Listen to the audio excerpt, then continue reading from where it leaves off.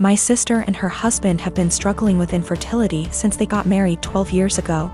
They've tried absolutely everything, from medical to spiritual, but unfortunately, nothing works. Now that she's approaching late 30s, they're starting to look into adoption, but it's also been a slow going.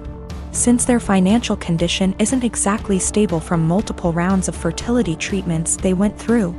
I can only imagine the struggle, and I sympathize with her. But the stress this situation is bringing her and her husband honestly puts a strain on our relationship. My husband and I lost our best friends, Mason and his wife, Kate, 2 weeks ago in a horrible car accident. They left behind their son Pete, who isn't even 2 yet. It was so sudden and so heart-wrenching. We're still grieving, which lowers out contact with a lot of people, including my sister and Bil. Our main concern right now is ourselves and Pete, whose custody has come to us because we're both his godparents. Actively engaged in Pete's life since his birth. And because Mason and Kate have neither left a will nor have immediate living relatives who can take him in. We've decided to adopt Pete as soon as we can stomach the process. My husband and I never planned on having kids, and even if we did, this is absolutely not the way we want to go about it. The situation is far from ideal, but we're starting the adoption process yesterday, for Pete's safety if nothing else. We broke the news to our extended families and friends, letting them know that my husband and I won't be very available for a little longer because of this. I know my sister and brother-in-law will have something to say about this. I'm prepared for a few heated text messages or voicemails.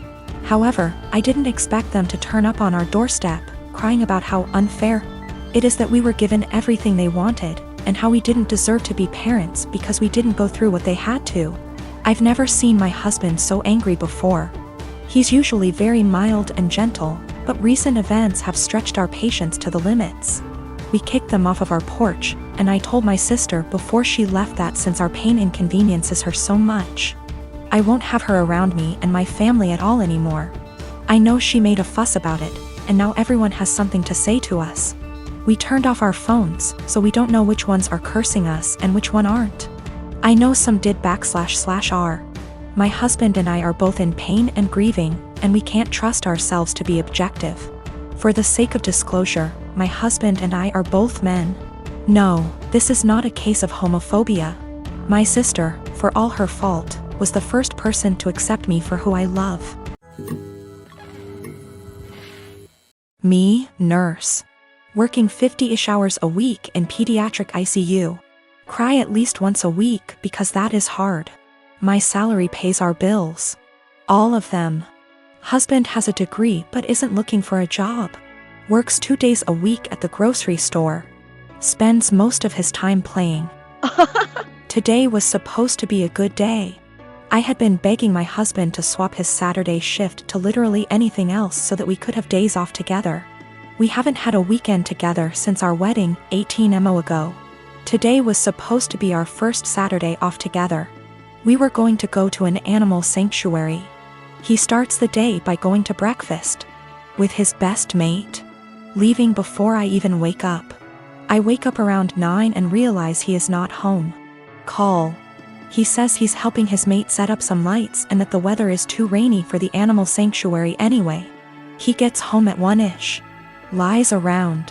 Plays some video games, promising we would cook dinner together tonight. Leaves again at 5 to help the same mate with something else. I go grocery shopping. I don't drive because of medical issues, but I walk there and back in the rain.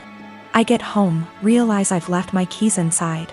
Call husband, knowing he's 5 minutes away. He says he will leave in a minute. I sit in the rain and the cold, southern hemisphere. 45 minutes later, I call again. He hasn't left yet. He finally agrees to come and let me in the house, so he drives up, presses the clicker to let me in the garage and leaves again. At 10, I call to see where he is. His friend answers. Says he is driving out to do something an hour away. It's 10:30. I am going to bed. I have sent him a TXT that I am upset and don't want to speak to him tonight and would rather he left me alone. As far as I am concerned, if he can't value me more than his best mate on the first day off he and I have shared in a year and a half, he can go sleep in his bed instead. By the way, his friend doesn't work, so they hang out all the time when I am at work.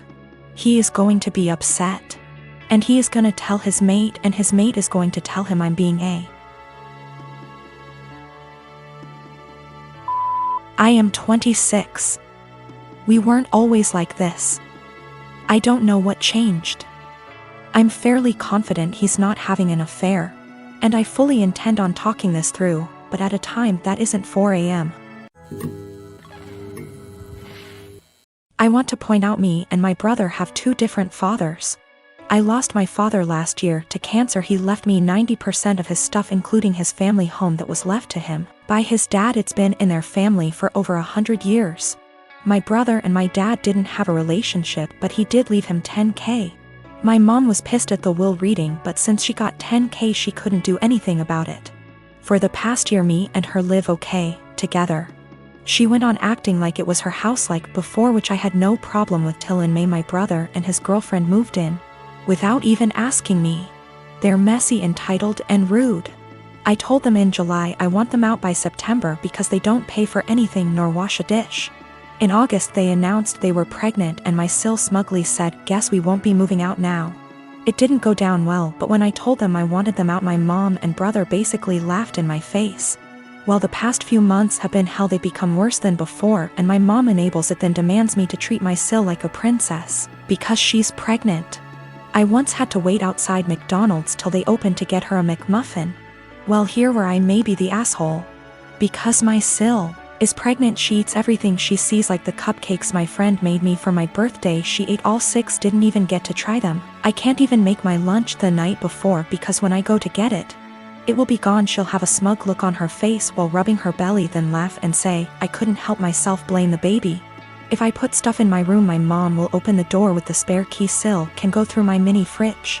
Well, a week ago I was running late to collage. I didn't have time for my breakfast or to make lunch, and I had to go to work straight after, so all I had that day was a bar of chocolate. When I got home I was starving. I made myself dinner. While it was cooling down I went to use the bathroom.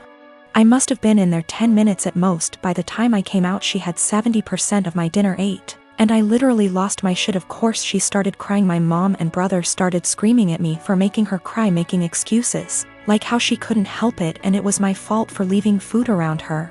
Well, I had enough. I told them get out, just like before I got mocked. But here's the thing, back in October my uncle offered me a life-changing amount of money for the house. I called him up crying a few days ago explaining the situation. He said he'd buy the house, but he will evict my mom and brother. They OFC didn't take it too well, and I have had to stay with a friend. I've been receiving texts and I'm being tagged in multiple posts on social media. I'm starting to think I'm the bad person now. So for making my mom and brother homeless? If I sell the house to my uncle I will lose 100K, but he's always been good to me. And it's one of those situations where I'd sleep better knowing it's gone to someone in my dad's family. My mom told me because of my age I wouldn't be taken seriously if I tried to evict them. If I evict them and continue to live in the house along with the high financial costs, I don't think they'd ever let me live in peace. My mom has health issues and my sil will have to move in with her parents. They won't allow my brother, so I'd be splitting up a young family, in my mom's words. I am expecting my first daughter with my husband in September. I grew up in a moderately religious household with pretty strictly defined gender roles. As in, since I was a girl, I had chores around the house while my younger brother did not have to do anything. I don't talk to my parents for a variety of reasons, going on year 5 now, so they do not know I am pregnant. Both my aunts and grandparents were very supportive of me leaving my household and as such have been my main family. Being 6 months pregnant now, people have started to give gifts and I am very grateful for them. We have decided that we don't want our daughter to be surrounded by pink everything with only girl things. So we have made a conscious effort to include traditionally boy outfits and toys like dinosaurs and cars. We have told people that any gender items would be accepted, and if it's getting too much pink we have gone out to balance a bit, getting a green jacket or something. My younger aunt has taken great offense to this because boys are boys and girls are girls. And she is a very verbal and loud person and has let us know several times her opinions. She has 2 boys. At my baby shower my older aunt gifted us a book called Goodnight Construction Site and a little stuffed truck. My younger aunt went on a tirade about how we are somehow making our daughter trans and not allowing her to be a girl. And she's a loud person, so of course her saying this was more like a yell. And in front of my very liberal in-laws who are very supportive of our choice. Pregnancy hormones took over and I grabbed the toy, gave it to my younger aunt and asked her what part of the penis was needed to operate this toy truck. She yelled that's not what she meant and left. The rest of the baby shower went fine, but it was a bit awkward after. Since then she has been blowing up Facebook where a bunch of people agree with her that I am making my daughter trans, and have been telling me that I was an asshole. The rest of my think what we are doing is fine, but that I shouldn't have handled it that way. I do not care if she ends up loving pink and unicorns etc., we will get her them then. I just was trying to balance out the sheer amount of pink items we were getting from friends and family. Almost every single gift has been heavily pink or girl influenced. To the point where she would not be dressed in anything but pink if we did not go out and buy some more boy things. I also am generally not a person who argues. But I feel like a bit of an unholy because I intentionally said this as deadpan serious as I could and with the intent to embarrass her in front of our family members present. My delivery and question did have the intended effect and she went quite red before leaving. This was also the first transphobic comment I've ever heard out of her mouth.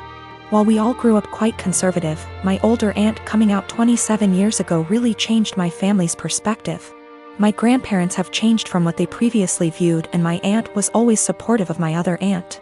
My younger aunt always wanted a girl. So I thought she was just trying to act out her fantasy girl with all her gifts and preferences.